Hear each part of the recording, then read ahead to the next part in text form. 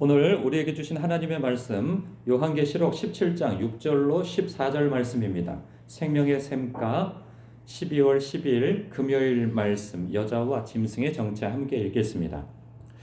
또 내가 보매 이 여자가 성도들의 피와 예수의 증인들의 피에 취한지라 내가 그 여자를 보고 놀랍게 여기고 크게 놀랍게 여기니 천사가 이르되 왜 놀랍게 여기느냐 내가 여자와 그가 탄 7머리와 10뿔 가진 짐승의 비밀을 내게 이르리라. 내가 본 짐승은 전에 있었다가 지금은 없으나 장차 무적행으로부터 올라와 멸망으로 들어갈 자니 땅에 사는 자들로서 창세 이후로 그 이름이 생명책에 기록되지 못한 자들이 이전에 있었다가 지금은 없으나 장차 나올 짐승을 보고 놀랍게 여기리라. 지혜 있는 뜻이 여기 있으니 그 7머리는 여자가 앉은 7산이요 또 7왕이라 5은 망하였고 하나는 있고 다른 하나는 아직 이르지 아니하였으나 이르면 반드시 잠시 동안 머무르리라. 전에 있었다가 지금 없어진 짐승은 8째 왕이니 7 중에 속한 자라. 그가 멸망으로 들어가리라. 내가 보던 10뿔은 10왕이니 아직 나라를 얻지 못하였으나 다만 짐승과 더불어 임금처럼 한동안 권세를 받으리라. 그들이 한 뜻을 가지고 자기의 능력과 권세를 짐승에게 주더라. 그들이 어린 양과 더불어 싸우려니와 어린 양은 만주의 주시요 만왕의 왕이시므로 그들을 이기실 터이요 또 그와 함께 있는 자들 곧 부르심을 받고 택하심을 받은 진실한 자들도 이기리로다. 아멘. 참 수수께끼 같은 내용이 담겨져 있죠. 7절부터 12절까지의 내용을 보면 이게 무슨 말씀인가 싶은 생각이 들어요. 이게 이 짐승에 대한 비밀을 알려주시겠다 하면서 이야기했는데 그게 뭐 알려주시 더 헷갈려요. 읽음 아시겠어요? 이거 보시면 일곱 깔린 게 일곱 저기 뭐 산. 예. 망해간 나라. 그래요. 그러니까 7산 같은 경우에는 거의 수수께끼 같은 이야기인 거죠. 보면은 어렵게 얘기하시죠. 예, 9절에 보면 지혜 있는 뜻이 여기 있다. 그 7머리는 여자가 앉은 7산이요. 7산은 뭐냐? 그럼 또 7왕이라. 그러니까 7산은 그러니까 여자가 앉은 7산이요 또 7왕이라 5은 망하였고 하나는 있고 다른 하나는 아직 이르지 아니하였으나 이게 무슨 말씀이냐는 거예요.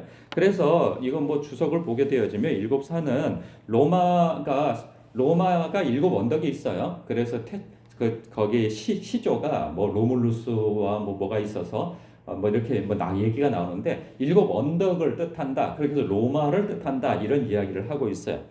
근데 이 이야기를 일일이 다 해석을 하려고 하여서 오늘날로 그러면 이 8째는 누구냐? 장차 올 자는 누구냐? 그래서 과거에는 뭐 로마 교황이다. 아니면 뭐 또 그 근대에 들어와서는 누구죠? 히틀러다.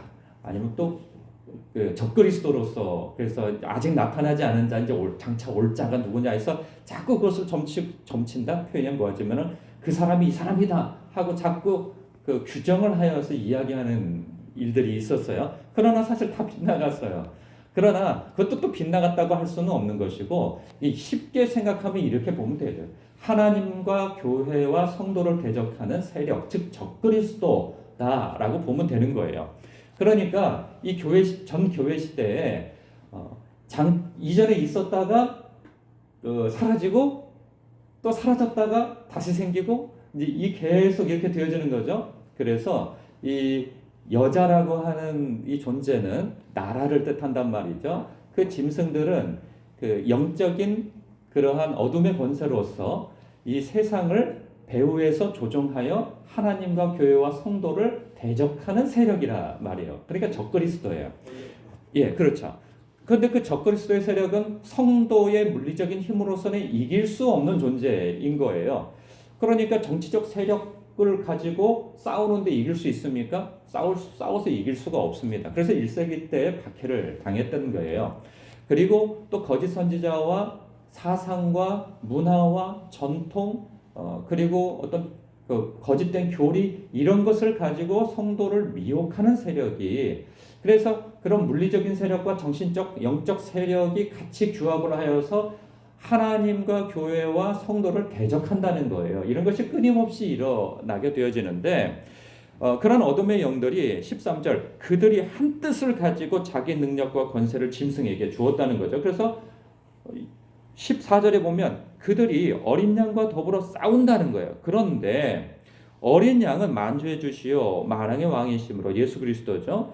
그들을 이기실 거라는 거예요. 예수님께서 이기신다는 거예요. 반드시 승리한다는 거죠. 거기에다가 또 누가 이기냐? 그와 함께 있는 자들, 곧 부르심을 받고 택하심을 받은 진실한 자들도 이길 것이다.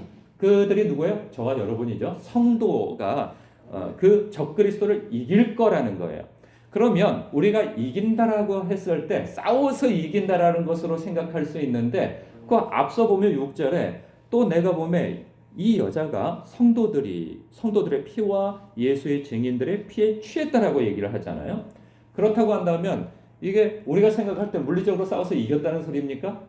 그렇다고 볼 수는 없는 거예요. 그러니까 박해를 할 때 끌려갈 자는 끌려가고 칼에 죽을 자는 죽어라 뭐 이런 얘기가 나오잖아요. 그러니까 박해를 당하는 것도 예수 그리스도를 믿음으로 말미암아 그 믿음을 부인하지 아니하고 죽는 것도 이기는 거예요. 그러니까 예수님께서 어떻게 승리하셨어요? 십자가를 지심으로 승리하셨어요. 그러니까 그 예수님을 붙잡는 자들을 천사들을 동원시켜 가지고 그들을 물리치지 않으셨어요. 그리고 예수님이 십자가에 매달려 있을 때 밑에서 조롱하고 그리고 벌거벗기고 그렇게 했던 자들을 향하여서 예수님은 십자가에서 권능의 힘으로 내려오셔가지고 그들을 싹 쓸어버리고 다시 올라가셨던 분이 아니시란 말이죠. 그러면서 오히려 아버지여 저들을 용서하소서 자기가 하는 이 짓이 무슨 짓인지 알지 못해서 저러나이다 라면서 오히려 중보를 하셨어요. 그러면서 숨을 거두셨죠. 그 모습은 명백히 실패한 모습이요 망한 모습으로 비춰진단 말이죠. 그러나 그 모습으로 예수님은 이기셨다는 거예요. 우리를 구원하셨고 당신을 죽이시는 방법으로 인류를 살리신 거죠. 그러니까 대속이 바로 그런 거예요. 제물이 되어져서 다른 사람을 살린 거죠. 우리가 그 성만찬을 하는 것도 이런 표현인 거죠. 나 죽어 너 살아라 라고 하는 표현인 거예요. 예수님께서도 우리에게 말씀하시고 명하신 바는 무엇이냐? 누구든지 나를 따르려거든 자기를 부인하고 자기 십자가를 지고 나를 따라야 할 것이냐. 이 세상에서 우리가 승리하는 방법은 무엇이냐? 믿음을 끝까지 지키는 것이요 영적으로 깨어있는 것이요 또한 갈등과 대적과 우리에게 믿음으로 말미암아 불이익을 주려고 하는 이들에게 있어서 혈과 육으로 싸우는 것이 아니고 영적인 싸움 곧 믿음의 싸움 그것은 오른팔을 때리면 왼팔을 돌려대는 것이고 오리를 가자 할 때 심리를 같이 가주는 것이고 나를 벗겨 먹으려고 할 때 속옷까지 벗어주려고 하는 바로 그런 거라는 거예요. 우리의 싸움은 바로 그런 싸움이라는 거예요. 놀랍게도 이 어둠의 영들이 우리를 대적하고 싸우는 것은 물리적으로 덤벼옵니다.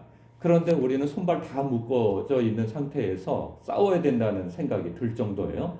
그러나 우리의 믿음은 무엇이냐? 하나님을 의지한 싸움을 싸워야 된다는 거예요. 하나님은 반드시 이미 승리하셨고 그리고 반드시 승리하실 것이다. 승리하셨다. 이 모두가 승리로 귀결되어진단 말이에요. 우리의 믿음은 거기에 있는 것이죠.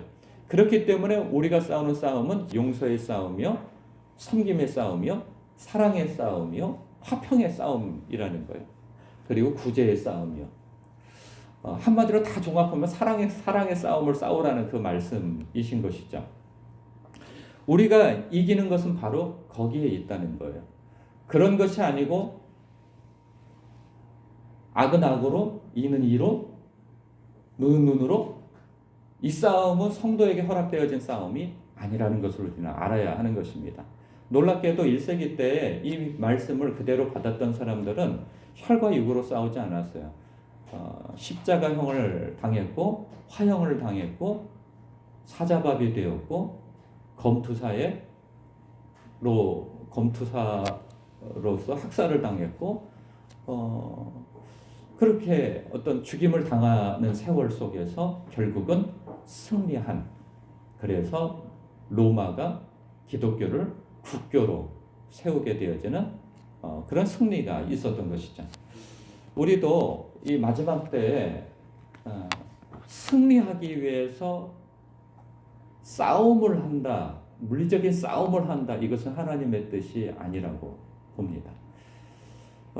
그래요. 우리 일상적인 삶 속에서 우리를 조롱하고 우리를 대적하고 믿음을 훼손시키고 하려고 하는 이들이 있을 때 나의 싸움은 무엇이어야 할까? 우리는 그런 묵상이 있어야 하겠습니다. 기도하겠습니다.